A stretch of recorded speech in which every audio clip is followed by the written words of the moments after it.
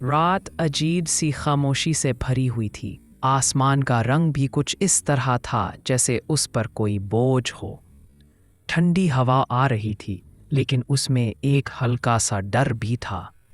हारिस मस्जिद के सहन में अकेला बैठा था।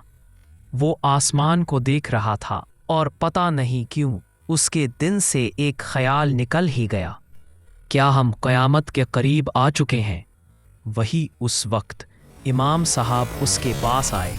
उन्होंने धीमी सी मुस्कुराहट के साथ कहा, बेटा, क़यामत की निशानियां चुप कर नहीं आती, उनकी गूंज दुनिया को हिला देती है। हारिस ने उनकी बात सुनकर पूछा, कौन सी निशानियां, कौन सी चीज़ें जो हमें बता देती हैं कि वक्त करीब आ गया है? इमाम साहब ने तस्बीह को हाथ में घुमाया, जैसे किसी पुरानी कहानी को याद कर रहे हों। फिर उन्होंने शुरू किया। उन्होंने कहा, सबसे पहले दज्जाल का ज़हूर होगा। उसका फितना इतना सख्त होगा कि लोग सच और झूठ में फ़र्क ही भूल जाएंगे। लोगों का ईमान हिल जाएगा। आज की दुनिया का दिखावा, झूठी बातें, धोखा, सब उस फितने का सिर्फ एक जैसा साया है। फिर उन्होंने कहा, दूसरी निशानी यजूज मजूज होगी। जुल्करनैन की दीवार टूट जाएगी और फिर वो कौम फैलती चली जाएगी। दुनिया उनके फसाद से भर जाएगी, कोई रोक नहीं पाएगा। लेकिन इमाम साहब की आवाज़ फिर नरम हो गई। हर फितने के बाद रहमत भी आती है।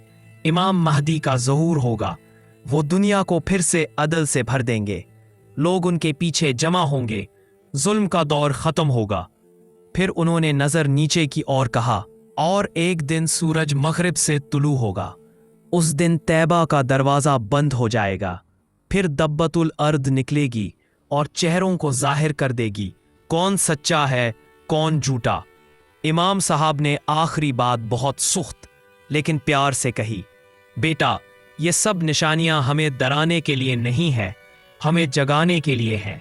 हक का रास्ता मुश्किल नहीं होता, अपने अमल चाहिए, अमल चाहिए।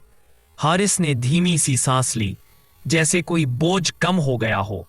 उसने आसमान की तरफ दोबारा देखा। उस वक्त रात का अंधेरा थोड़ा हल्का लगने लगा, जैसे कहानी उसके दिल में एक छोटी सी रोशनी जगाकर चली गई हो।